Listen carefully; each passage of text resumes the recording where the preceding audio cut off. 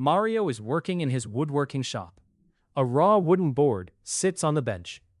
Around him are sanding tools, finishes, stains, solvents, glue, rags, spray cans, polish bottles, and several cans of woodworking products. Dr. Tox Omid, a medical toxicologist, steps into the workshop. Mario, your shop looks organized, but woodworking products can hide a lot of toxicology risks. That is exactly why I need you here, Doc. I know how to sand, stain, glue, and finish wood, but I do not always know what is dangerous for my lungs, skin, eyes, or shop. Good. Today, I will walk with you step by step. At each stage, I want 3 things to be clear: what you are doing, what product or substance is involved, and what hazard matters most. Perfect. Let's make the wood look good without wrecking my lungs. Exactly. Safe craftsmanship is still craftsmanship. Raw wood and wood dust. First, I am bringing this raw board onto the bench. No chemicals yet. Wood dust. Once you cut, sand, or shape the board, fine particles can get into your eyes, nose, throat, and lungs. I like shellac. It gives a warm, classic finish. Shellac itself may sound gentle, but remember the solvent. Shellac is often dissolved in alcohol. So, the main issue is flammable alcohol vapor. Yes, plus eye irritation, skin dryness, and dizziness in a poorly ventilated area. Keep it away from flame, sparks, and heat. Classic finish, modern safety. Exactly. Lacquer. Now let's talk about lacquer. Lacquer can produce a beautiful finish, but many lacquer products rely on fast evaporating solvents. That means strong vapor exposure and high flammability. So, spraying lacquer in a garage is risky. So, plain wood can still be a health issue? Very risky without proper ventilation and respiratory protection. Lacquer vapor can irritate the eyes and airways, cause headache or dizziness, and create fire risk. So lacquer is not a casual indoor product. Correct. Treat it like a serious solvent-based finish. Polyurethane. Now I am applying polyurethane. Is it water-based or oil-based? Oil-based. Then expect stronger solvent odor and more vapor risk. Possible effects include headache, dizziness, nausea, drowsiness, and airway irritation. It is also flammable. What about water-based polyurethane? Usually less odor and fewer solvent concerns, but it can still irritate skin, eyes, or airways. Yes, wood dust can irritate the airways, trigger asthma, and cause allergic reactions. Fine dust can also collect in the shop and become a fire or dust explosion risk. Thin coats, good ventilation, no flames. Exactly. Thin coats are better for the finish and safer for you. Varnish. Where does varnish fit in?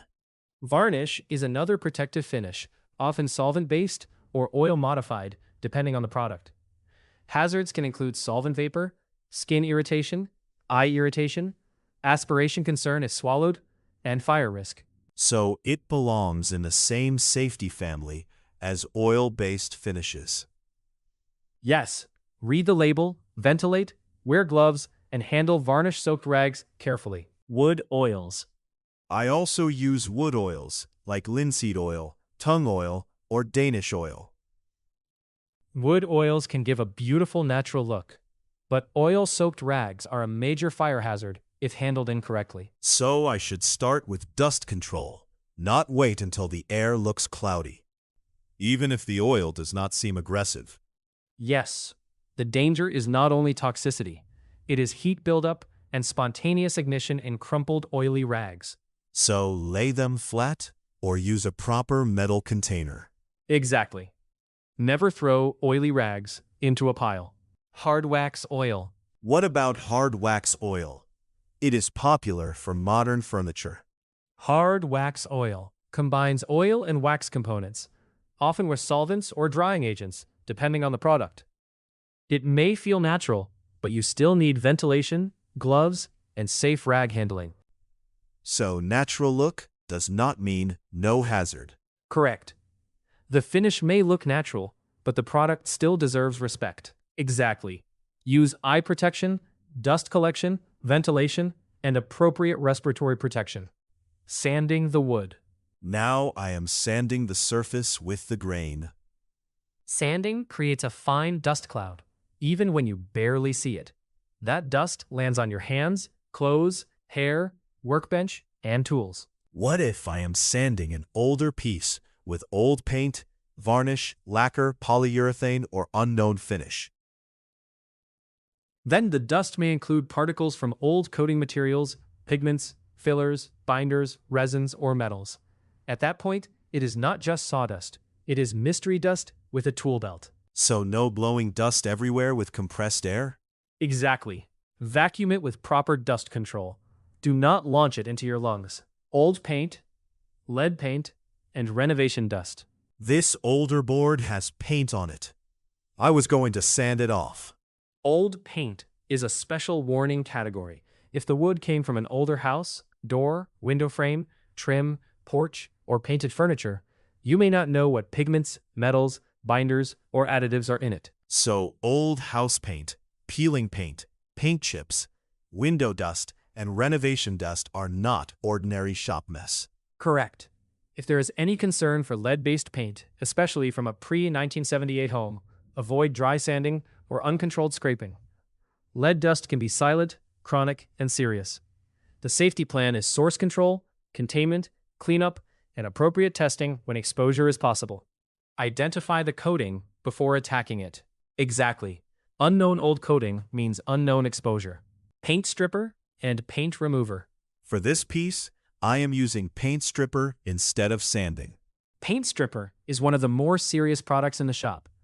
When someone says paint stripper, paint remover, furniture stripper, aircraft remover, methylene chloride stripper, or NMP stripper, I immediately want the exact label and safety data sheet. I have seen Clean Strip, Jasco, Citrus Strip, Goof Off Paint Remover, Sunnyside, Dumont Smart Strip, and Blue Bear on shelves.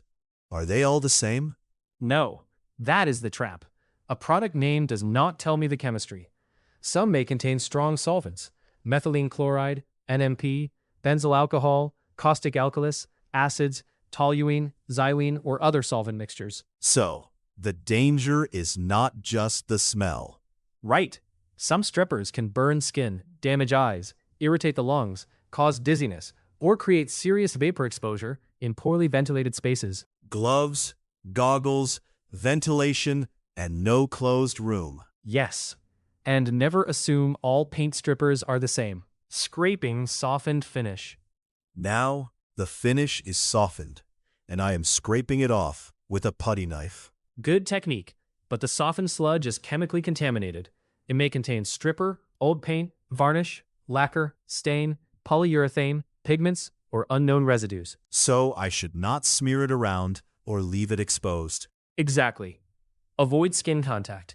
Keep it away from children and pets, and dispose of it according to the product instructions. Messy stage. Toxicology stage. Very much so. The sludge is not just ugly. It is a chemical soup wearing sawdust boots. Paint, thinner, and mineral spirits.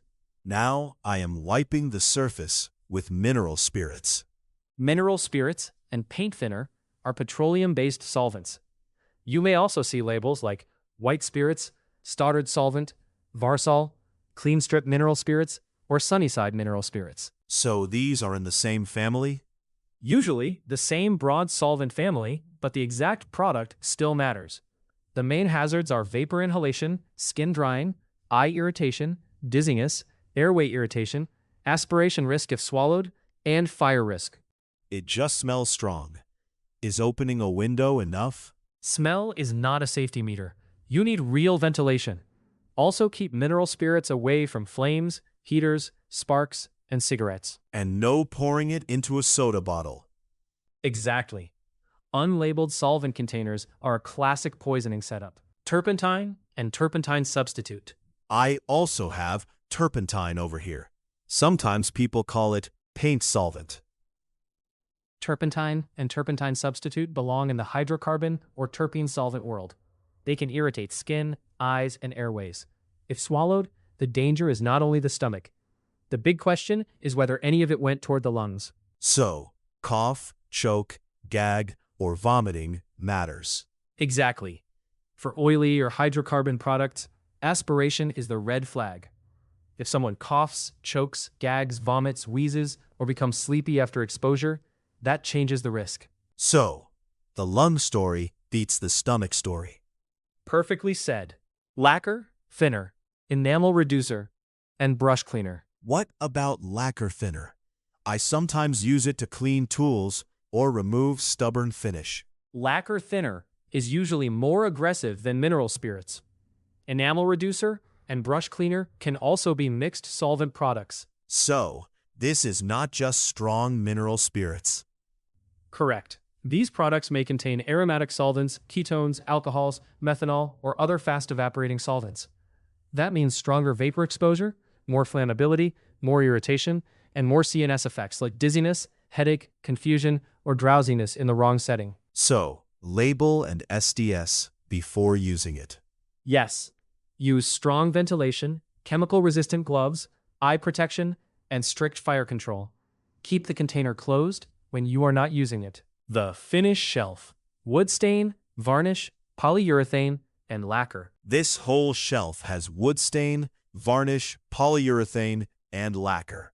They all sound like normal woodworking products.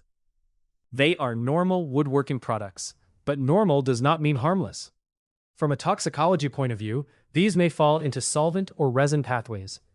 The risks include inhalation of fumes, skin and eye irritation, CNS effects like dizziness or drowsiness, flammability, and aspiration risk if swallowed. So the label decides the risk lane. Exactly. Water-based, oil-based, solvent-based, spray, wipe-on, brush-on, one-part, two-part, or aerosol all change the exposure. So, I should not say it was just finish. Right. Just finish is not a product ID. Oil-based paint, varnish, and wood stain. This can says oil-based paint. That one says varnish. This one says wood stain. Oil-based paint, varnish, wood stain, lacquer, polyurethane, and even a generic paint can belong to the hydrocarbon or mixed solvent lane. Exact ingredients matter. So, if someone swallowed a sip or got a big splash, I need the can. Yes, keep the product label or take a clear photo. With these products, we ask about route, amount, vomiting, coughing, choking, breathing symptoms, dizziness, drowsiness, eye exposure, skin exposure, and whether it was used in an enclosed space. So the can is the map. Exactly. Without the label, we are wandering in a solvent forest with a candle. Wood stain. Now, I am applying wood stain with a cloth. Is it water-based or oil-based? This one is oil-based. Then think about solvent vapors, skin contact, eye irritation, fire risk, and stain-soaked rags. Oil-based stains can leave cloths that become dangerous if they are crumpled together. Because they can heat up? Exactly. Lay oily rags flat to dry safely, or place them in an appropriate metal container according to the product instructions. What about water-based stain? Usually, less solvent vapor and less odor, but not zero risk. It can still irritate skin or eyes, and sanding after it dries can create dust containing dried finish particles. So, water-based does not mean careless. Exactly. Safer does not mean harmless. Sealer. Now I am using sealer before the final finish. Sealer prepares the wood, but from a toxicology point of view, the word sealer is not enough. Some sealers are water-based, some are alcohol-based, and some are solvent-based. So I need to know the formulation. Yes, hazards may include eye irritation, throat irritation, headache, solvent vapor exposure, and fire risk, depending on the product. Keep the lid closed, ventilate, and wear gloves. That is the right rhythm. Shellac. Paste wax, wood wax, and furniture polish. Sometimes I finish with paste wax or polish. Wax itself may be low concern, but many paste waxes and furniture polishes contain solvents or oils. Products like Pledge, Old English, Endust, Orange Glow, Guardsman, Riemann furniture polish, lemon oil, mineral oil polish, wood polish, and spray polish can belong to the oily or hydrocarbon lane. So polish is not always just polish. Exactly. These products can irritate the skin, eyes, and airways. If swallowed, the main question is cough, choke, gag, or vomit, because aspiration is the danger. So, furniture polish is a lung risk story if it goes the wrong direction. Yes, the shine belongs on the wood, not in the airway. Epoxy resin and hardener. For river tables, I use clear epoxy resin. So, between coat sanding is not just harmless powder. Correct. Use dust control and respiratory protection. Also, wait until the coat is fully dry before sanding. Handling oily rags and contaminated cloths. I am cleaning up these rags now. This is one of the most underestimated shop hazards. Rags wet with oil, oil-based stain, varnish, polyurethane, hard wax oil, Danish oil, linseed oil, tung oil, wax products, or combustible solvents can heat up if crumpled together. Small rag, big fire risk. Exactly. Lay them flat to dry safely or store them in an appropriate metal container, according to product instructions. So, cleanup is not boring. It is fire prevention. Correct. A beautiful table is not worth a midnight rag fire. Final cleanup and storage. Epoxy is a big topic. Resin, hardener, and two-part adhesive systems can irritate skin and eyes. Repeated skin exposure can lead to sensitization, meaning your body may react more strongly with future exposures. The project is done. I am putting everything away. The job is not done until the hazards are controlled. Close containers, keep products in original labeled containers, clean dust, store solvents away from heat and flames, and keep chemicals away from children. So, no mystery jars, no soda bottles, no old coffee cups full of solvent. Exactly. Transferred containers are a classic poisoning trap. If a product belongs in a labeled can, keep it in a labeled can. And the shop floor? Clean it. Dust buildup, open containers, oily rags, solvent-soaked cloths, and unlabeled products can cause problems long after the woodworking is finished. Emergency stop moment. What symptoms mean I should stop working immediately? Stop if you feel dizzy, confused, unusually sleepy, nauseated, short of breath, or if you develop coughing, wheezing, chest pain, severe eye burning, skin burns, or any chemical splash to the eye. And if someone swallowed, inhaled, or splashed one of these products? So, gloves are non-negotiable. Do not guess and do not induce vomiting. Keep the product container or take a clear photo. For oily or solvent products, remember the key question: did they cough, choke, gag, vomit, wheeze, or become sleepy? For eye or skin exposure, start rinsing right away. And for a real exposure? In the United States, call Poison Control at 1-800-222-1222.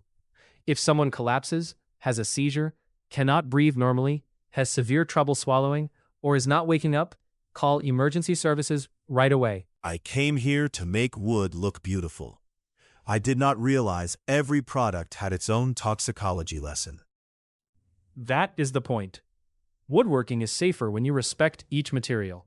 Dust, old paint, lead paint, renovation dust, paint stripper, mineral spirits, paint thinner, white spirits, Stoddard solvent, Varsol, turpentine, lacquer thinner, enamel reducer, brush cleaner, wood stain, oil-based paint, varnish, lacquer, polyurethane, sealer, shellac, wood oils, hard wax oil, wax, furniture polish, epoxy, primer, paint, filler, pour filler, wood glue, polyurethane glue, solvent adhesives, spray adhesive, cyanoacrylate glue, treated wood, copper naphthenate products, mold, smoke, spray finishing, sanding dust, and oily rags all have different hazards. Identify the product, control the exposure, and keep the shop safe.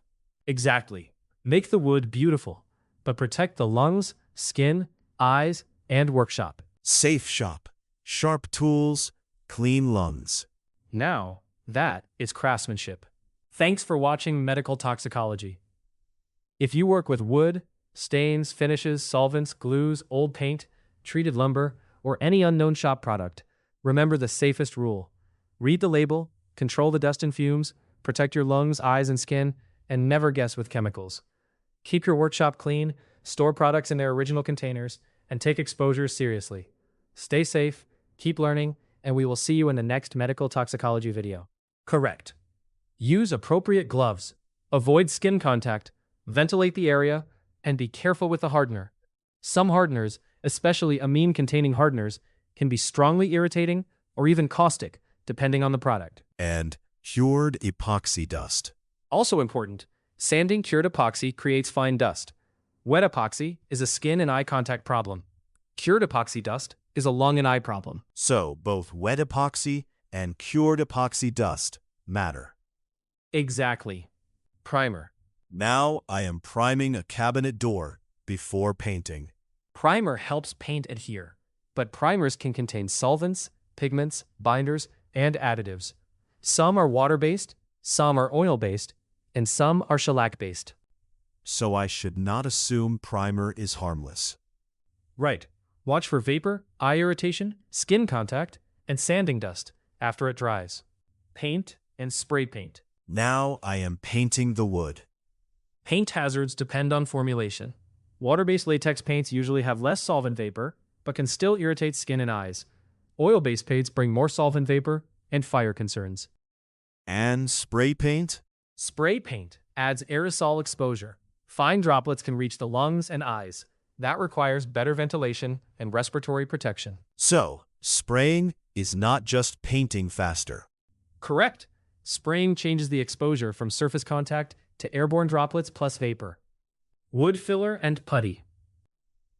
I am filling nail holes with wood filler. Wood filler and putty can contain binders, solvents, pigments, or fine powders, depending on the product. Wet filler may irritate skin. So the hazard changes after it dries. Exactly. Wet product is a contact issue.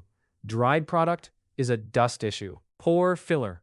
For open grain wood, I sometimes use pore filler. Pore filler is used to make a smoother surface, especially on open grain woods. Some products are water-based and others are solvent-based. So again, label first. Yes. Watch for solvent vapor, skin contact, and dust when sanding the dried surface. Wood glue and tight bond. Now I am gluing two boards together with wood glue. This one is tight bond. Common PVA wood glue is usually lower risk than solvent-based products, but lower risk is not the same as no risk. It can still irritate skin or eyes, and formulation matters. So, I should still clean it up and avoid getting it in my eyes. Exactly. Good shop hygiene still counts, even with friendlier products. Polyurethane glue and Gorilla Glue. What about Gorilla Glue or polyurethane glue? Polyurethane glue is different from ordinary PVA wood glue. It can bond strongly to skin, irritate tissue, and expand as it cures. Large ingestion can raise concern for hardened material and obstruction. So not just sticky. It can expand. Correct. Avoid skin contact. Wear gloves, keep it away from children and pets, and follow the label carefully. Solvent adhesives. Liquid nails, E6000, contact cement, rubber cement, PVC cement, pipe glue, and model glue. Those belong in a more serious solvent adhesive lane. These products can release strong vapors, irritate the eyes and airways, cause headache or dizziness, and create fire risk. So, they are glue plus solvent. Exactly. And solvent adhesives can be risky in enclosed spaces. The product label and SDS matter because different adhesives can contain very different solvents. So, contact cement is not in the same safety category as basic wood glue. Correct. Treat contact cement and solvent cements with real ventilation, eye protection, chemical-resistant gloves, and ignition control. Spray adhesive. Sometimes I use spray adhesive. I have seen 3M Super 77 and similar products. Spray adhesive creates fine aerosol droplets and solvent vapor. That means inhalation exposure, eye exposure, skin exposure, and flammability risk. So, it is like glue plus spray hazard. Exactly. Ventilate, protect your eyes and lungs, and keep ignition sources away. Also watch where overspray lands, because the shop can become sticky in places you never invited. Cyanoacrylate glues. What about superglue? I keep crazy glue, Loctite, and sometimes nail glue around for small repairs. Cyanoacrylate glues are usually more of a bonding problem than a systemic poisoning problem, but the location matters. Eye exposure, eyelids stuck together, glue in the mouth, airway concerns, skin burns, and cotton contact are the traps. Cotton contact. Cyanoacrylate can react with cotton or fabric and produce heat. So no pulling glued skin apart, no acetone in the eye, and take eye exposure seriously. Exactly. Warm water may help with minor skin bonding, but eye exposure needs careful medical guidance. Pressure-treated wood. What about pressure-treated lumber? Pressure-treated wood contains preservatives. Cutting or sanding it can create dust that you should not breathe. Use dust control, gloves, eye protection, and avoid burning treated wood. So treated wood is not just ordinary lumber. Correct. Respect the preservative chemicals and follow handling guidance. Copper Tox and copper naphthenate. I found this product called Copper Tox in an old storage area. Someone told me copper naphthenate can be used around wood or as a preservative-type product. Copper Tox and copper naphthenate are not routine furniture finishes. Treat them as solvent metal products where exact formulation matters. I would want the label or SDS before making any safety decision. So this is not just green wood stuff. Was it swallowed, inhaled, splashed in the eye, or on skin? How much? What solvent base? Any vomiting, mouth pain, cough, choking, dizziness, neurologic symptoms, or skin and eye irritation? So, this one gets manual review energy. Yes. Label first, symptoms second, and do not guess from the product name alone. Moldy or water-damaged wood. Sometimes old wood smells musty or has mold. Mold or water-damaged wood can cause respiratory irritation or allergic symptoms, especially in sensitive people. Cutting or sanding it can release spores and dust. So this is more biological than chemical. Yes, but the lungs do not care whether the irritant is chemical or biological. Control the dust and protect yourself. Burning, charring, or smoke. Some projects involve charring wood or heating the surface. Smoke is a complex exposure. Burning or charring wood can release irritating gases and fine particles. If the wood is painted, treated, glued, stained, varnished, contaminated, or unknown, the smoke may be much more hazardous. So I should not burn unknown wood. Exactly. Use outdoor ventilation, avoid treated or painted wood, and do not inhale the smoke. Spraying finish. Sometimes I spray finish instead of brushing it. Spraying changes the exposure. Now you have fine droplets in the air, not just vapor. Those droplets can reach the lungs and eyes. So spraying lacquer, polyurethane, varnish, shellac, stain, or paint in a closed garage is a bad idea. Very bad. You need ventilation, eye protection, and respiratory protection suitable for the product. Keep ignition sources away. So, spray finishing needs a real setup, not wishful thinking and a cracked window. Exactly. Hope is not a respirator. Sanding between coats. The first coat is dry. I am sanding lightly before the next coat. Good technique. But remember, this dust may include dried stain, sealer, shellac, lacquer, polyurethane, varnish, filler, pore filler, primer, paint, wax, or epoxy, depending on what you used. So, between coat sanding is not just harmless powder. Correct. Use dust control and respiratory protection. Also, wait until the coat is fully dry before sanding. Handling oily rags and contaminated cloths. I am cleaning up these rags now. This is one of the most underestimated shop hazards. Rags wet with oil, oil-based stain, varnish, polyurethane, hard wax oil, Danish oil, linseed oil, tung oil, wax products, or combustible solvents can heat up if crumpled together. Small rag, big fire risk. Exactly.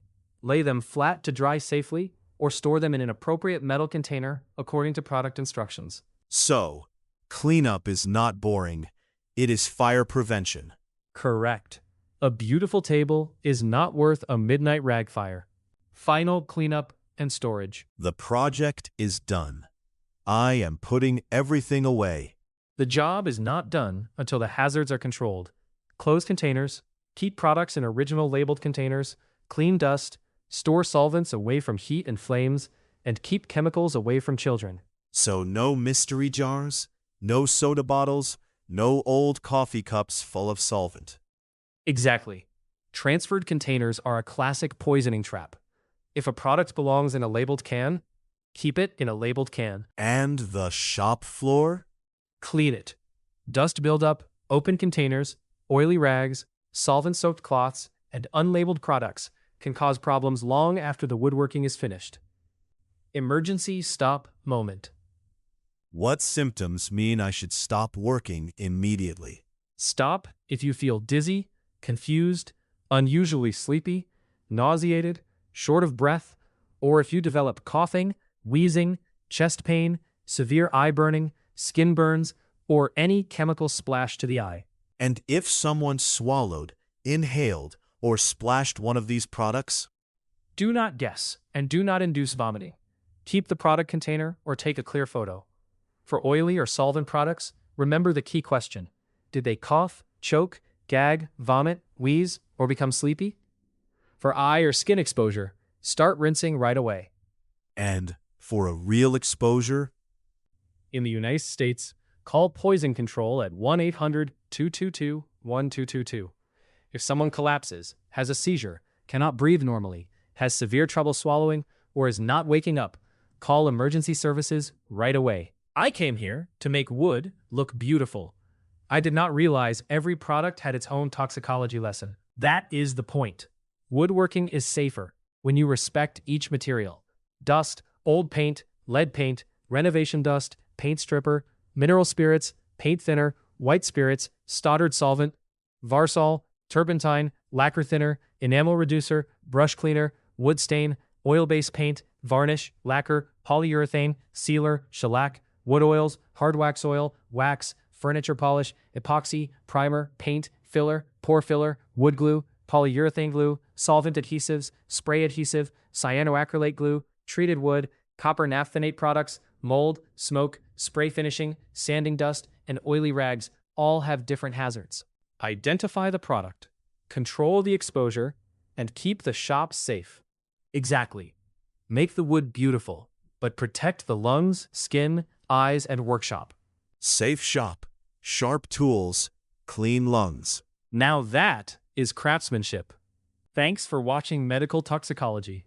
If you work with wood, stains, finishes, solvents, glues, old paint, treated lumber, or any unknown shop product, remember the safest rule. Read the label, control the dust and fumes, protect your lungs, eyes, and skin, and never guess with chemicals. Keep your workshop clean, store products in their original containers, and take exposures seriously. Stay safe, keep learning, and we will see you in the next Medical Toxicology video.